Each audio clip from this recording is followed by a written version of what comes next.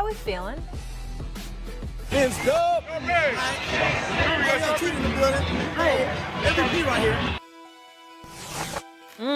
All right, SA, you're up first. Who is the better MVP case? Is it Tua or Tyreek? To me, it's Tyreek, because I don't think Tua is what he is without Tyreek. Tyreek is sensational. He's on pace for 2,098 yards. He's on pace, even if it was a 16-game season, he'd still be on pace to eclipse Calvin Johnson's 1,964 yards, in 2012 by about 10 yards. He's averaging over 123 yards receiving per game. He's on pace for 17 touchdowns per game. And by the way, leads the league with 14 30-plus yard plays, which is 6 more than any other player. He's sensational and unstoppable, and I just think he's a difference maker. We know that no wide receivers received an MVP vote since Randy Moss in 1998, but I will remind everybody that Jerry Rice received 30 first-place votes and lost out in 87. But it is not beyond the realm of comprehension that a guy like Tyreek Hill, I don't think he'll win it, of course, but when you talk about who my MVP is in terms of what I'm looking at with the eye test, this brother is something special. You guys are going to make me argue with you about this. Go ahead. On multiple levels. One, I think it's Tua. I love Tyreek. I think Tyreek doesn't get enough credit for, if you watch this offense play, how smart he has to be with all their different motions and places. I don't think he gets enough credit for that. So the reason why Tua, number one, this is the bottom 10 offensive line in the NFL. When you have a bottom 10 offensive line in the NFL, your quarterback is not supposed to play to the level that Tua Tagovailoa is played at this year. So number one, Tua's doing all of this while having to get the ball out faster than everybody in football. Now, part of that is the reality of their offense. Like it is built to do that. Number two, he's averaging almost 10 yards per attempt. That's the best in the NFL. He's third in touchdowns, third in quarterback rating. He's second in yards per attempt, but he's getting it out the fastest. 5 for 157 and 2 touchdowns. It's almost the Randy Moss Thanksgiving 98 stat line. I'm going to say it. I said it last night. I said it on my podcast. The MVP of football is number 10 in Miami. There's no question about it. If you break down Still the 5 year, weeks to play, I though. know, but the roller coaster celebration. I like the roller coaster celebration. Hey, that thing was loud, wasn't it? Lock that thing in. If they locked it, they would ride. Hey, that was a good one. That was a really good one, man. Was. Listen, Tyreek, I know you're going to see this. Man, please continue to make the game fun and entertaining. Continue to get people tuned in. Continue to get fans engaged.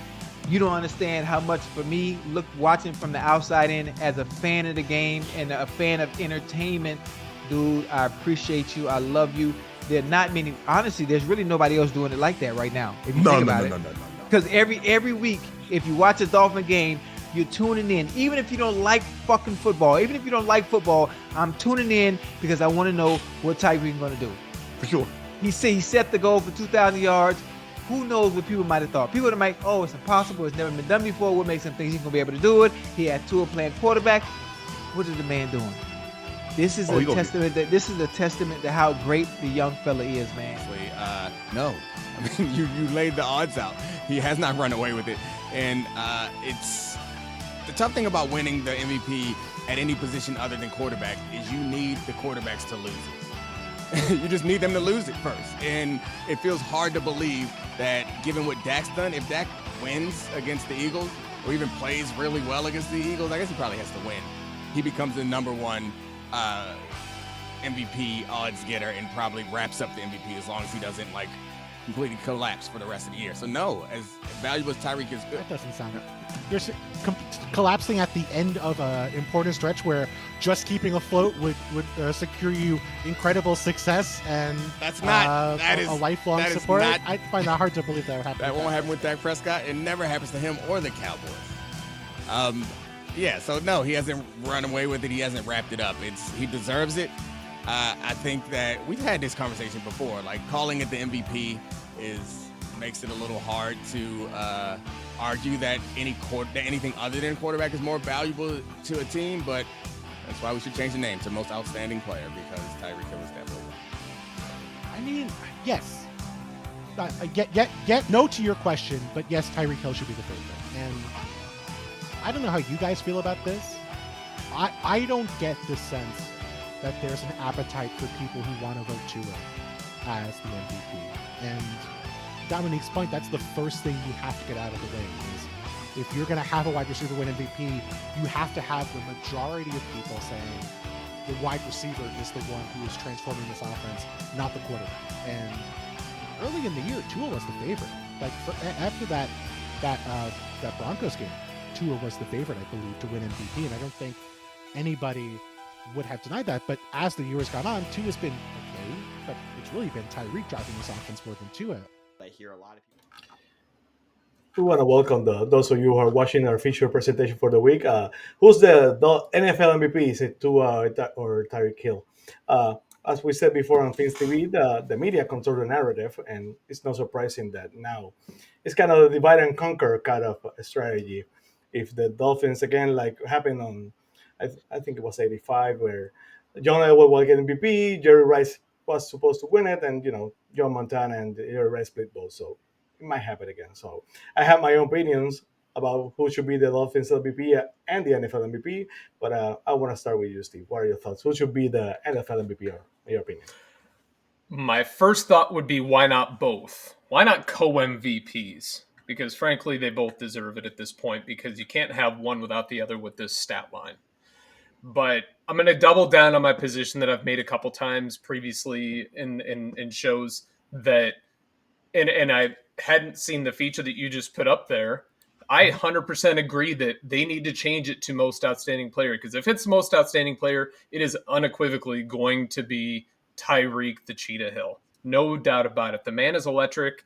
He is just straight up putting numbers. I mean, he needs to average 107 yards a game right now to break the 2,000 mark. I think, Eddie, you had said it before. You want him to do it in 16 games, so it's not one of those debates out there to say he only did it because it was 17 games in the regular season. And I think on the pace that he's putting up there right now, he definitely has the ability or the chance to do it. But on this team right now, most valuable player, it has to be Tua. I mean, sample sizes, everything that we've seen him put up there. We've one of the pieces of the Orlovsky Stephen A. Smith section there that it was truncated down for the rest of the content, Sammy. But I did watch that whole part. And, they did the debate in terms of what's the lion's share, who's getting the lion's share of the load that's getting thrown their way. And in this offense right now, it's absolutely Tyreek Hill. When Tyreek goes out, who gets the targets? It's Jaylen Waddle. And when you go back to Tyreek's years in Kansas City, they debate that, hey, it was Kelsey that took off a lot of it. Well, Waddle is that person here in Miami. He's not getting as much this year as he was previously, but he's still on pace for a 1,000-yard season. You remove Tyreek from this offense, Tua still deals. Tua finds Waddle a lot more. He finds Craycraft a lot more. Chosen, Cedric Wilson, Berrios, you name it, he's going to find those targets.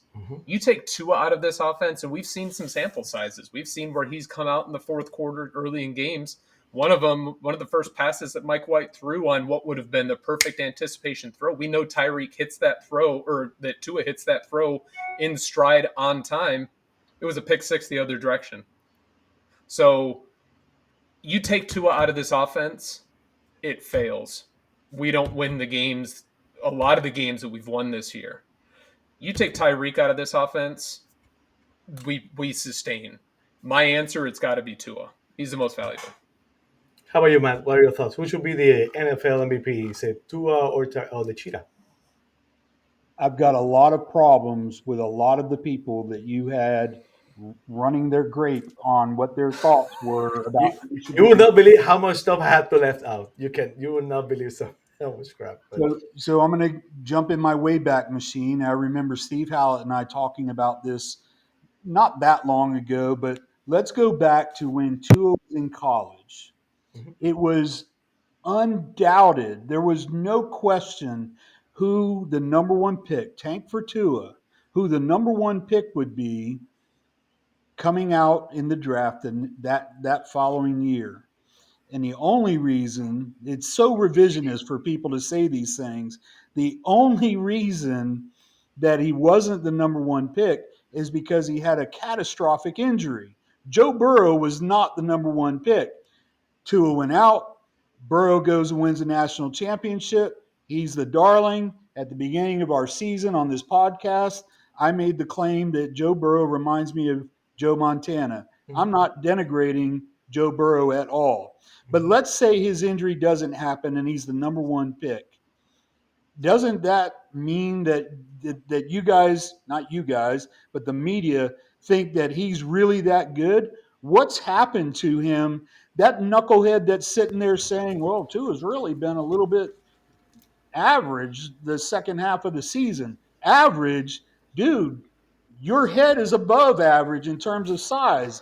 Don't get me started on this any more than I already am. The MVP of the Miami Dolphins today is not Tyreek Hill. Most electrifying, most exciting, absolutely. Is he irreplaceable? We might be slogging a little bit more, but if we're going to do this, all right, how many touchdowns does Mostert have right now? Can I make the argument based on you eliminating Tua as the potential MVP? Maybe it's Mostert and not Tyreek. Tyreek's getting this attention, deservedly so. I am not saying he's not an MVP candidate. So anybody who's listening to me out there, get this straight. Tyreek Hill is a generational talent, but he's not doing this without Tua throwing him the ball. There's only two people in an NFL offense that touch the ball every single down: the center and the quarterback. Tyreek doesn't touch that ball every time, but when he does, he makes things happen. Waddle, Mostert, fantastic pieces to have on my team. Anybody else in the league would want those guys, and I don't get this abject stupidity of saying it's not Tua. Do you even watch football? The answer is Tua is the MVP of the Miami Dolphins as of December 5th, 2023. How about you, Eddie? What are your thoughts? Who's the NFL MVP? Is it Tua or the Cheetah? I went back and forth on this in my head. It's tough. It's a tough thing, but it came down to who could they lose is how I broke it down. I think they could win games without Tyreek. I do not think they could win games without Tua. And he's done everything he's needed to do. He's improved every year. I got crap on X because I called him elite, and people wanted to come at me and say he's not elite. I said, well, who's elite then? Because you're going to have to tell me besides Mahomes. Tua is an elite quarterback. His percentage of passes completed is up there with anybody.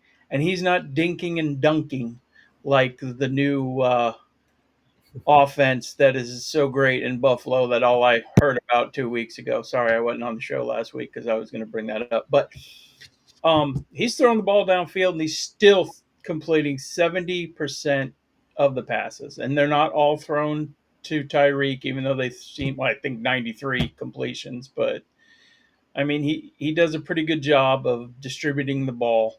And it has to be Tua, because who could you lose more? Or who could you lose and still win? It's not Tua. You're not winning. You're not 9-3 with Mike White. You could be 9-3 without Tyreek. It'd be a lot harder, but you could do it. This discussion has so many layers there. I want to go back a couple of years ago when Patrick Mahomes said that he didn't know the whole playbook, and Cheetah has admitted that he wasn't the sharpest at knowing how to run the routes. He went out like backyard football. They scramble a little bit, and they find a way to get open and get the touchdowns. In Miami, it's a timing offense, as we all know. It's a timing offense. It has to be disciplined, and McDaniel preaches discipline. They practice over and over and over the same play. Cheetah is a better player because of that, but he's also a better player because of Tua. He's already called him, as you saw in the video, the MVP. He already called him the sharpest quarterback, the most precise quarterback, the most accurate quarterback he's ever played with. So, and the answer is last year. When Tua went down, this team could not get anything done. Not to the Jets, not to the Vikings, not to the Patriots. The offense just didn't work. You need Tua is the real MVP. As you saw in the video, the media already, like they said, that the conversation about Tua being the MVP has already gone cold. It's because of them. They already started talking about that Prescott, who before the start of the season they were saying he was a fumble, a turnover machine, and a choker. Now they prefer to call him as a candidate for the MVP rather than Tua. But I digress. So, Steve, what are other thoughts you have about the NFL MVP race? Who won the NFL MVP in 2007? When Randy Moss was absolutely electric, flying up and down the sidelines. That guy was unstoppable. Who won the NFL MVP that year? Was it Randy Moss or was it the guy chucking the ball up to him? I'm sitting here looking up last night. Yep. I'm sitting here looking up the stat splits. Yep. I had to pull it up while you guys were talking. I mean, I'm captivated by what you guys are saying here, but I just want to support my argument a little bit more. So you're looking at these target splits. Randy Moss, Wes Welker, same kind of dynamic as the Kelsey Hill, Waddle Hill type thing. Randy Moss, again, was unstoppable that year. There were debates during the year. Was Randy Moss the MVP? No. Who won the MVP that year? Tom Brady. Tom Brady did. Sorry for saying his name, Sherry. I won't do it again. I have to admit it. It's, again, I stand by my position. Don't get me wrong. Tyreek, again, is amazing, and he is, awing every single person when we turn on the TV and watch him play. He's teaching us different things. He is teaching elementary students right now how to average out the quest to a 2,000-yard game. He is absolutely dynamic. He is the most outstanding player in the league right now. The most valuable player right now is Tyreek Hill. Is Tua Tagovailoa. Yeah, like you said, we used to believe that Tom Brady was a system quarterback. That's the truth. For so many years at the beginning, nobody else thought that he would end up being the player that he was by the end of his career. And when he had Randy Moss and he had Wes Welker, he put like 50 touchdowns, I believe it was. But he got the credit for those touchdowns. So I don't know why the media always finds a way to downgrade Tua. So Matt, any last thoughts about the conversation about the NFL MVP about Tua and Tyreek Hill? Yeah, Steve brings up a great point, you caught me in a moment there, Steve. Like my son and I were literally talking about that season last night and how incredible the Patriots offense was. And the last thing I want to say is that Patriots team is it's the only NFL team to ever go 18-1 and not win the Super Bowl. So just wanted to get that in there, make sure the whole world knows that that we don't care. Who's the only team to ever do it? Oh, that Your would be Miami the Dolphins. And with that, I've got my party like it's 1973 shirt on. Okay. Thank you to our neighbor who knows that he can always buy us gifts for the Dolphins. It's never going to go wrong. And a shout out to my sister-in-law, Barry. She just had her 50th birthday. She got one of these shirts because she was born in 1973. She's looking for 3 tickets to the Jets game. So if anybody out there that's watching this is selling 3 tickets, please help her out. And we want to party this year like it's 1973. So there you go. That's awesome. Happy birthday. Any last thoughts about the race for the MVP between the Tua and Tyreek? The other thing that crossed my mind was when I know you guys seen it. It's all out there. You might have sent it to us, Sammy, about how it's great that they added all this speed, but they have nobody to throw him the ball. Well, why is he a better receiver in Miami than he was in Kansas City? Exactly. He had Kelsey there. They had other good receivers. They had a good running game. Their offensive line's never been good there, but he's outpacing what he did, and that's the reason is because Tua gets him the ball at the right time almost every time he throws it, and on the right spot to make it. And he's not slowing down to catch the football like everybody said he was going to do. Everything is in stride. He's hitting him over the middle perfectly. It's Tua. That's all I can say. And I'm a little tired of hearing about Dak and the Cowboy offense, because if you look at the stretch they played, and they want to call our schedule week just look at the Cowboys schedule and see who they beat and who they got their butt handed to them by. So that's it. Absolutely.